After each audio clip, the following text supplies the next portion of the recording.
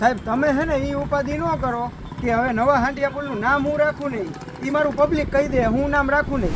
ફટોફટ કોમેન્ટ કરી દેજો હું નામ રાખું. ઓય કાળિયા અહીંયા હું કરેસ તું? અહીંયા આવ ભાઈ, અહીંયા બધું કામ બતાવ, મારે 2 દીમાં હાંડિયા પુલ ચાલુ કરવો હોય. ઓલા લાઇટિંગ વાળાનું એકવાર તું જોઈ લે, આ બધી લાઇટ હોય ને એ ઓપનિંગના ટાઈમે ઉડી ન જાય, ધ્યાન રાખજે. હારી કંપનીના હે ને એ દેખાડ દે એકવાર. પણ શેઠ મારી વાત તો સાંભળો, હું હાંડિયા પુલનો મેનેજર હું. મજૂર હોત ને તો હું ખુદ કામ કરી લેત. ઓય કલર, તારી મજૂરની ટીમને લઈને હે ને બધી જગ્યાએ એક હાથ કલરનો મરાવી દે. વરસાદ આવે ને તો નીકળવો ન જોયું કે કલર મારે ચાલુ કરવું હોય હાંડિયા પુલ. મને ખબર હે પબ્લિક રાયડું નાખે, પણ હું કામ કરાવવું. અત્યારે 12 વાગ્યા ને તોય હું અહીંયા હું.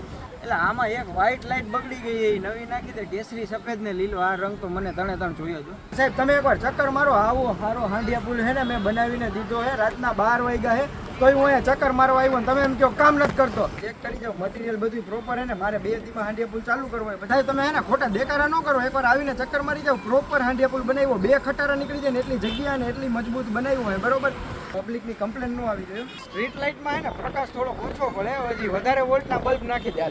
કામ હે ને પ્રોપર કરતા જાઓ. બરોબર, પૈસાની કોઈ ચિંતા ન કરો. પૈસા ટાઈમ ટુ ટાઈમ વધારે જોતા હોય તો વધારે મળી જાય. સાહેબ બેઠા છે, હું સાહેબ હારે વાત કરી લઈશ. સાહેબને કહેવાય તો ગયું છે કે અહીંયા આવીને એકવાર ચક્કર મારી દેવો. હવે એને આ બધી લાઇટિંગ નહીં ન ગઈ તો મારે કઈ લઈ લેવાય.